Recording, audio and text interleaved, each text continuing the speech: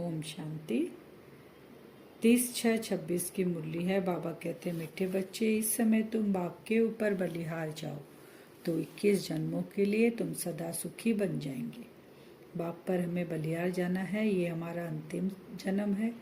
ये एक जन्म जब से बाबा का परिचय मिला उस दिन से अगर हम बाबा पर बलिहार जाएंगे तो 21 जन्म हम सुखी रहेंगे। प्रश्न है, ज्ञानी बच्चों को अपनी अवस्था ठीक रखने के लिए कौन सी आदत पक्की डालनी है? ज्ञानी बच्चों के लिए बाबा ने कहा सवेरे सवेरे उठने की आदत। जैसे बाबा कहते जल्दी सो जल्दी उठो। अज्ञानियों की नींद से तुम्हारी नींद आधी होनी चाहिए। बाबा कहते तुम 10 बजे सो और 2 बजे उठकर बैठ जाओ बाबा की याद में। यह है ज्ञानी बच्चों की अवस्था। गीत है, मुझको सहारा देने वाले तेरा शुक्रिया। किसने सहारा दिया? हम आत्माओं को, जो आज इतनी दुख अशांति में भरपूर है। हम आत्माएं सारा दिन उस भगवान को पुकारते रहते हैं, वो आया हमें सहारा देने के लिए। तो हम आत्माओं को उसका सहारा जरूर लेना चाहिए। ओम शांति। बच्चे सब सम्मुख बैठे हैं तो जानते हैं हम जीव आत्माएं हैं। यहाँ तो जीव आत्माएं होंगी ना। जब आत्मा को शरीर है तो नंगी है, उसको अशरीरी कहा जाता है। जीवात्मा का मतलब जीव, ये शरीर जीव है, इसके साथ आत्मा कंबाइंड है, तो हम जीव आत्माएं हैं। जब शरीर निकल जाती है तो आत्मा का अशरीरी आत्मा रहती है वो, क्योंकि उस शरीर में आत्मा नहीं है। आत्मा अलग हो गई, वो नंगी है आत्मा, उसको शरीर का वस्त्र नहीं है, और साथ कंबाइंड रहने से जीवात्मा है। तो तुम तो शरीर के साथ बैठे हो। आत्मा व परमात्मा जब तक शरीर में न आए तो बोल न सके। आत्मा भी जब मर जाती है, शरीर छोड़ देती है, तो वो बॉडी नहीं बोल सकती ना वो आत्मा घूमती रहती है, हमें दिखाई नहीं देती, लेकिन वो भी नहीं बोल सकती बिना शरीर के आधार पर। तो वे बाबा कह रहे तो तुम जीव आत्माएं जानती हो, बाप के सम्मुख बैठे हम। तो सम्मुख बैठे हैं तो शरीर, आत्मा को भी शरीर मिला हुआ है और शिव बाबा भी शरीर में अवतरित हुए हैं, तब हम बातचीत कर सकते हैं। हूबहू बाबा कह रहे हैं कैसे? जैसे 5000 वर्ष पहले सम्मुख आए थे, पहले भी हम ऐसे ही बैठे, ये हमारा पाठ नूद है। हर 5000 साल के बाद हम ऐसे ही बाबा के सम्मुख बैठते हैं। बच्चे जरूर बाप से वर्षा ही लेंगे।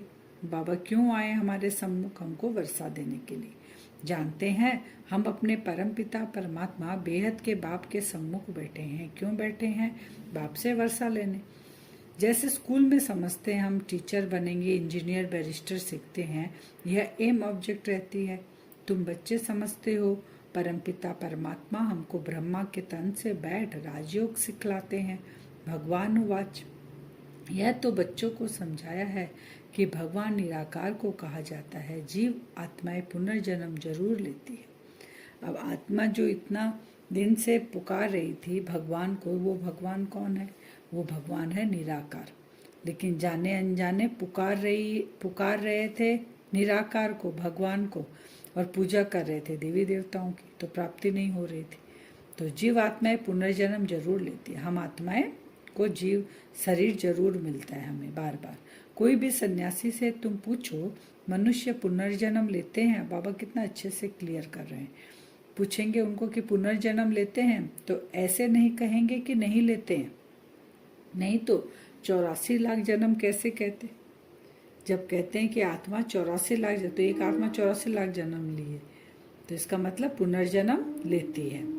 पूछो तुम पुनर्जन्म को मानते हो? यह तो बरोबर आत्मा संस्कार अनुसार एक शरीर छोड़ फिर दूसरा लेती है। ऐसे कोई मनुष्य 84 जन्म लेते हैं। 84 लाख जन्म की तो बात ही नहीं, बाबा क्लियर कर रहे हैं। 84 लाख नहीं, आत्मा 84 जन्म लेती है, लेकिन जन्म मरण से नहीं छूट सकती, उसको मोक्ष नहीं मिल सकता है। पहला जन्म जरूर बहुत अच्छा होगा, सतो प्रधान होगा। हर चीज पहले सतो प्रधान होती है ना, चाहे वो कुछ प्रकृति हो, चाहे हम आत्माएं जब पहले शरीर में आते हैं तो हम सतो प्रधान रहते हैं, फिर धीरे धीरे वो पुराने होते हैं, यानी लास्ट छिछी तमो प्रधान होते हैं। आत्मा में खाद पड़ती जाती है विकारों की और वो तमो प्रधान हो जाती है। तो बाबा बता रहे 16 कला रहते हैं सतयुग में, त्रेता में 14 कला, द्वापर में 12 कला, अब कलयुग में कोई भी कला नहीं, 0 कला हो गई। अब बाबा को तभी आना पड़ता है हमको फिर वापस बनाने के लिए। पुनर्जन्म जरूर लेते हैं, पूछना चाहिए अच्छा परमपिता परमात्मा पुनर्जन्म लेते हैं, वह पुनर्जन्म रहित है। देखो यह पॉइंट बहुत सूक्ष्म है। अगर कहेंगे जन्म मरण रहित है तो फिर शिव जयंती सिद्ध नहीं होता। अब शिव बाबा के लिए क्या कहेंगे कि परमपिता, पूछना चाहिए परमपिता परमात्मा पुनर्जन्म लेते व पुनर्जन्म रहित है। तो देखो वह पॉइंट बहुत सूक्ष्म है, बाबा कह रहे हैं, लेकिन वो क्या कहेंगे कि जन्म मरण रहित है शिव बाबा। शिव जयंती तो सिद्ध है ना कि भगवान जरूर आते हैं धरती पे, ये सिद्ध हुआ, इसलिए शिव जयंती मनाते हैं। लेकिन वो पुनर्जन्म रहित है, वो एक ही बार आते हैं, वो निराकार है। अगर पुनर्जन्म ले तो वो भी फिर तमो प्रधान हो, उनकी आत्मा भी फिर अलग पड़ेगी अगर वो पुनर्जन्म में आएंगे। तो ऐसा नहीं है। तो कहेंगे शिव जयंती तो मनाई जाती है, समझाया जाता है शिव जयंती है, परंतु जन्म के साथ फिर मरना जिसे कहा जाता है वह नहीं है, क्योंकि बाबा पुनर्जन्म में नहीं आते। बाबा तो निराकार है, बाबा तो तन का आधार लेते हैं। ये सब क्लियर हुआ। तो आत्माएं तो सब जन्म मरण में आती है, पतित बन जाती है, फिर बाप आते हैं पावन बनाने। वो एक ही है जो निराकार है, जिसका नाम है सत्यम शिवम सुंदर। वो एक ही इस दुनिया से बाहर रहता है, वही आकर फिर हमें शिक्षा देता है। इससे सिद्ध होता है आत्मा ही पतित होती है, आत्मा घर से पावन आती है, फिर माया पतित बना देती है। अब आत्मा को पतित कौन बनाता है? आती तो स्वच्छ है, वो पावन बनकर आती है। यहाँ जन्म लेते जन्म मरण में आते आते जो माया है ना वो पतित बनाती है। तो बाप कहते हैं पतित बनाती है, कभी भी बच्चों को गंदी मत नहीं दे सकते। अब बाबा कहते हैं मैं नहीं पतित बनाता हूँ, पतित माया बनाती है, मैं कभी बच्चों को गंदी मत नहीं दूंगा। इस समय के मनुष्य पतित मत ही देते हैं। अब पावन बाप कहते हैं कि पतित नहीं बनो, अर्थात विकार में नहीं जाओ। अब पावन कैसे बनेंगे? तो बाबा कहते हैं तुम विकार में जाना बंद करोगे तो तुम पावन बनोगे, मुझे याद करोगे तो। रावण की मत हमेशा तुम्हें दुख देती है, मैं तुम्हें सुख देता हूँ। बाबा कभी भी दुख नहीं देते अपने बच्चों को, बाबा तो दुख को हरण करते हैं, सुख देते हैं। दुख हरता सुख करता है बाबा तो माया जीत पाने से तुम जगत जीत बनते हो। जब हम बाबा को याद करेंगे, माया जो हमें दुख दे रही है, तो जब हम परमात्मा को याद करेंगे तो हम जगत जीत बन जाएंगे। माया का अर्थ लोग क्या समझते हैं? धन को कहते हैं माया, लेकिन बाबा कहते हैं धन माया नहीं है। माया है ये देह अभिमान, ये 5 विकार, ये है माया, तुम्हारा दुश्मन। ये 5 विकार है जिसका ही भूत बनाकर रावण का हम जलाते हैं। आधा कल्प हम द्वापर युग से जलाना शुरू करते हैं। देह अहंकार आने से फिर और विकार आ जाते हैं।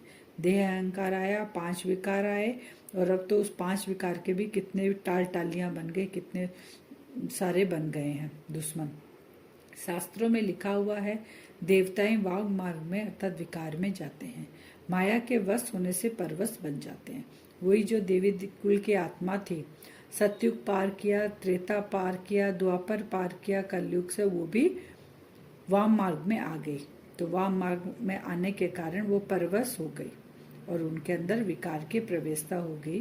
तभी बाबा आते हैं, वो आत्माएं फिर से ज्ञान लेती है और अपने दिव्य गुण को जागृत करती है, बाबा को पहचानती है, खुद को पहचानती है और 21 जन्म का वर्षा लेती है। अभी तुम चलते हो श्रीमत पर, परमत माना माया की मत। अभी तक चल रहे थे परमत पर, बाबा आए तो हम श्रीमत पर चल रहे हैं, यानी श्रेष्ठ मत पर बाप की, वह है रावण की मत परमत। तो बाबा कहते हैं बाप आसुरी संप्रदाय सब रावण की जंजीर में बंधे हुए दुखी हैं। जो आसुरी संप्रदाय है, जो अभी तक बाबा को नहीं पहचाने हैं, किसकी जंजीर में? माया की जंजीर में। मनुष्य ने सतयुग की आयु लाखों वर्ष समझ ली है। तुम तो हिसाब बताते हो 5000 वर्ष कैसे है, वो हिसाब बाबा बता रहे हैं कि 84 लाख नहीं 84 जन्म है। और कल्प की आयु बाबा कहते हैं 5000 साल है, हिसाब है। क्राइस्ट को 2000 वर्ष हुआ आए हुए, बुद्ध को 2250 वर्ष हुआ, इस्लामी को 2500 वर्ष हुआ। इन तीनों धर्मों का तो शास्त्रों में है, टाइम पूरा लिखा हुआ है। तो सबको मिला आधा कल्प हुआ, तो 2500 साल का है ये। तो उनके पहले तो देवी देवताओं का राज्य था, तो उसके पहले कौन थे? देवी देवता थे। बोलते हैं ना सतयुग त्रेता द्वापर कलयुग, तो सतयुग में देव देवता का राज्य था, शास्त्रों में भी है। राज्य था तो देवताओं को लाखों वर्ष कैसे कह सकते हैं? जब 2500 साल तक का हिसाब है और धर्म आए तो बाकी आगे कौन था? तो इसका मतलब हजारों में ही है, देवी देवता 5000 में ही आए। इतने मनुष्य होते फिर तो मनुष्य बहुत हो जाते, इतने तो है नहीं, 5000 वर्ष में ही करोड़ों मनुष्य हो जाते हैं। कहते भी है क्राइस्ट के 3000 वर्ष पहले भारत में आदि सनातन देवी देवता धर्म था, ये भी मानते हैं, लेकिन फिर करोड़ों लाखों वर्ष कैसे कह देते हैं? तो 5000 वर्ष पूरे हो जाते हैं, नाटक पूरा होता है, फिर से रिपीट होता है। इन बातों को कोई नहीं जानते। बाबा कहते हैं मैं जो हूँ जैसा हूँ ये चक्र फिरता है, कोई जान न सके, बाप ही समझाते हैं। यह है गीता एपिसोड, बाप ने आकर सहज राजयोग सिखाया था। 4 युग पार हुए, पार होने के बाद क्या संगम युग में चलता है गीता एपिसोड, क्योंकि अब नई दुनिया आने वाले, परिवर्तन का समय, परिवर्तन करने के लिए बाबा आकर गीता का ज्ञान माने गीता का सार हमें समझाते हैं। बाबा कहते हैं माया वर्षा छीनती है, बाप दिलाते हैं। बाबा अभी क्या करते हैं? माया तो छीन ली, बाबा दे रहे हैं। यह अनेक बार खेल हो चुका है, ये कुदरत है। बाबा कहते हैं कितनी बार रिपीट हो चुका है और आगे भी होगा, होता रहेगा, अंत नहीं है। बाप के बनते हैं फिर कोई सगे कोई लगे, कोई सोतले कोई मातले बनते हैं। कच्चे पक्के तो है ना, पक्कों की भी कभी माया एकदम जीत लेती है। बाबा कहते हैं बाबा के बच्चे हैं, कोई सोतले कोई मातले, कोई कच्चे कोई पक्के, लेकिन अपने पे फुल अटेंशन देना है, पक्कों को भी माया हरा देती है। भगवान उवाच मुझ अपने बाप को याद करो, जरूर आया हूँ तब तो कहते हैं ना। किसको याद करेंगे? इतने दिन तो जानते ही नहीं थे, पहचाने नहीं थी कौन है वो पिता। भगवान भगवान ऊपर वाला करके पुकारे। बाबा कहते हैं मैं सम्मुख आया हूँ, तुमको पहचान दे रहा हूँ, उस स्वरूप से आत्मा समझकर उस पिता को याद करो। तुम्हारी तो प्रतिज्ञा है कि आप जब आएंगे तो और संग तोड़ तुम संग जोड़ेंगे, तुम पर वारी जाएंगे। स्त्री पुरुष पर और पुरुष स्त्री पर बलिहार होते हैं, यहाँ है बाप का बलिहार जानो। बाबा कहते हैं वहाँ क्या कहते थे ना, द्वापर युग से आप आएंगे तो बलिहार जाएंगे। बाबा बोले मैं आ गया, तुम बलिहार जाओ। जैसे स्त्री पुरुष पर पुरुष स्त्री पर बलिहार होते हैं, तुम अब परमात्मा आया उस पर बलिहार जाओ। बाबा कहते हैं चढ़े तो चाके बैकुंठ रंस, गिरे तो चकना चूर। अगर हम चढ़े, बाबा को याद करें, अपने अंदर से खाद को निकाले तो बैकुंठ का रस हमको मिलेगा, और नहीं तो अगर देह अभिमान आया तो नीचे चकनाचूर होकर गिरेंगे। फिर बाबा कहते हैं ये घोड़ दौड़ है, सभी नंबर 1 तो नहीं जाएंगे। यहाँ पे भी रेस चल रही है। कौन सी रेस चल रही है? रूहानी रेस, सूक्ष्म रेस, ये ह्यूमन रेस है। तुम चाहते हो हम जल्दी शिव बाबा के गले में पिरोए जाएं, तो उनको याद करना पड़े, सारा मदार याद पर है। बाबा कहते हैं सारा मदार याद पर है। 8 घंटे बाबा कहते हैं इस सर्विस में दो, बाकी 16 घंटा तुम फ्री हो। जितना हो सके तुम घड़ी घड़ी याद करो, याद तो कहाँ भी बैठ कर सकते हो। अब किसी को याद करना है, जब लौकिक में हम किसी को याद करते हैं, माता पिता संबंधियों को, तो हम कोई भी काम कर रहे होते हैं वो नेचुरल याद रहती है। तो वैसे ही बाबा को भी कुछ भी कार्य करते हुए, कहीं भी बैठे हुए बाबा को याद कर सकते हैं। यहाँ कोई प्रॉपर स्थान नहीं है कि वहीं बैठकर बाबा को हम याद करेंगे। आज का वरदान है समय और संकल्प सहित अपने सर्व खजानों को विल करने वाले मोहजित भव। मोह से कब निकलेंगे हम? जब मेरा कुछ है ही नहीं, सब बाबा को दे दिया, सारा चीज बाबा का है, बाबा को सौंप दिया, तो हम मोहजित बन जाएंगे। जैसे बच्चे को सब कुछ विल किया जाता है, ऐसे आप लोग भी बाप को अपना वारिस बनाकर सब कुछ विल कर दो तो विल पावर आ जाएगी। लौकिक में हद में भी बच्चों को विल कर देते हैं, सारा कुछ दे देते हैं, तो फिर उसमें बुद्धि नहीं जाती है। तो बाबा कहते हैं यहाँ पे भी बाबा को दे देंगे बच्चा बना के, तो फिर मोह जित जल्दी बन जाएंगे, उसमें मोह रग नहीं जाएगी। इस विल पावर से मोह स्वतः नष्ट हो जाएगा। जैसे साकार बाप ने पूरा ही अपने को विल किया, वैसे आप लोगों की जो स्मृति है, समय और संकल्पों का खजाना है, उसे विल करो, अर्थात श्रीमत प्रमाण सेवाओं में लगाओ, तो मोह जित बंधन मुक्त बन जाएंगे। समय और संकल्प, हमारा एक एक समय केवल बाबा के लिए, हमारा एक एक संकल्प जो है शुद्ध संकल्प सब बाबा के लिए। तो बाबा कहते हैं तुम मोहजित बंधन मुक्त बन जाएंगे। स्लोगन 1-2 का स्नेही बनने के लिए सरलता और सहनशीलता का गुण धारण करो। एक दो का स्नेही बनने के लिए कौन सा गुण चाहिए? सरलता और सहनशीलता का गुण। अव्यक्त इशारे। सदा हर्षित रहने के लिए अपनी नेचर को सरल बनाओ, सहनशील बनाओ। बाप दादा का वरदान है, सदा खुश रहो, खुशी का खजाना बांटो, खुशी की लहर सर्व में फैलाओ। आपके चेहरे पर सदा खुशी की मुस्कुराहट चमकती रहे, ऐसे हर्षित मुख रहो। इसके लिए बोल में मधुरता, संतुष्टता, सरलता की नवीनता अवश्य हो। बोल में क्या होना चाहिए? मधुर बोल, संतुष्ट बोल और सरलता की नवीनता हो। ब्राह्मण आत्माओं के बोल साधारण बोल न हो। हर कर्म में ऐसी नवीनता हो जो हर एक उससे प्राप्ति का अनुभव करे। हर कर्म में नया हो, नवीनता हो तो दूसरे भी अनुभव करे और खुशी की लहर चारों ओर फैलाएं। आज का वरदान है, समय और संकल्प के खजाने को बाबा को विल करना है। अपने आप को देखें भ्रकुटी सिंहासन पर। मैं आत्मा बैठी हूँ, बिंदु स्वरूप मैं आत्मा। चलते हैं बाबा के पास परम धाम। उड़ चली आत्मा बिंदु स्वरूप इस साकार सृष्टि के सारे वैभव पदार्थ संबंध को छोड़ते हुए उड़ चले ऊपर की ओर। आकाश तत्व को क्रॉस करते हुए अपने असली घर परम धाम प्रवेश करे। उस धाम में चारों तरफ लाल सुनहरे लंका प्रकाश ही प्रकाश। प्रवेश करती है आत्मा उसमें। सामने मुझ आत्मा के पिता बैठे हैं, उनके नज़दीक चले जाएं। जैसे ही उनके नज़दीक पहुंचते हैं, बाबा से सफ़ेद रंग की लाइट मुझ आत्मा के ऊपर पड़ने लग गई। विजुअलाइज करें, साथ साथ अनुभव करें।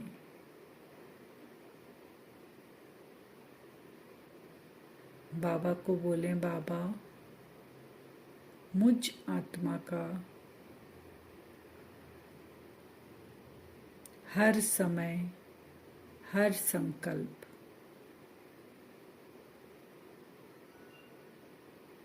सब आपका बाबा। आप ही मेरे बच्चे हो। मुझ आत्मा के पास जो कुछ है सब आपका है। मैंने आज से आपको दिया बाबा।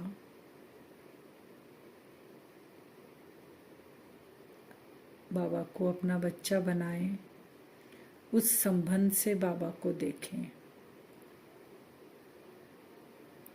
बच्चे के लिए कितना प्यार होता है, कितना स्नेह होता है।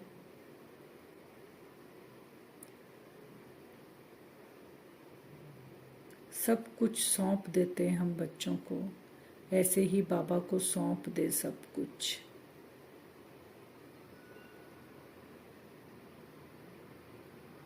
उस बच्चे के साथ उस स्नेह में खो जाएं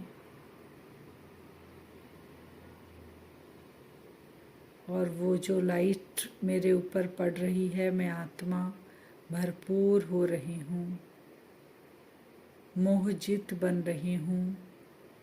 कहीं कोई आकर्षण नहीं, सब कुछ इस शिव बच्चे का है।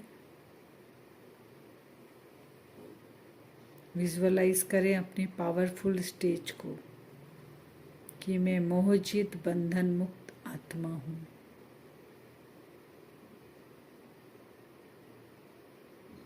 शिव बाबा मेरा बच्चा है, सब कुछ उसका है।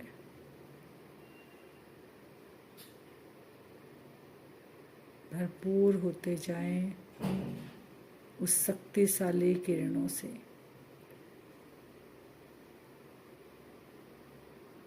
वापस लौटती हूँ मैं आत्मा अपने साकार सृष्टि की ओर। वापस आता हुआ देखें अपने आप को। इस धरती के आकर्षण में पहुँच गए, साकार वस्त्र के सामने प्रवेश करती हूँ भ्रकुटी सिंहासन पर। कोई आकर्षण नहीं मुझ आत्मा को। मेरा हर संकल्प, समय, श्वास, सब कुछ शिव बच्चे के नाम, सब कुछ सौंप दिया उसको। मुझे भी संभालने वाला वो शिव बच्चा है। जैसे आस लौकिक में रखते हैं बच्चों पर, वैसी ही आस रखें। लास्ट तक वो ही संभालेगा। ऐसा बच्चा है जो हर क्षण हमारे साथ रहेगा। हर प्रॉब्लम से मुझे निकालेगा। यह दृढ़ संकल्प पक्का बैठा ले कि इसके सिवाय इस दुनिया में और कोई नहीं। यही है मुझ आत्मा को संभालने वाला। सारा दिन जिसके भी संपर्क में आ रहे हैं, ये चेक करे कि कहीं कोई मोह की रग नहीं जा रही।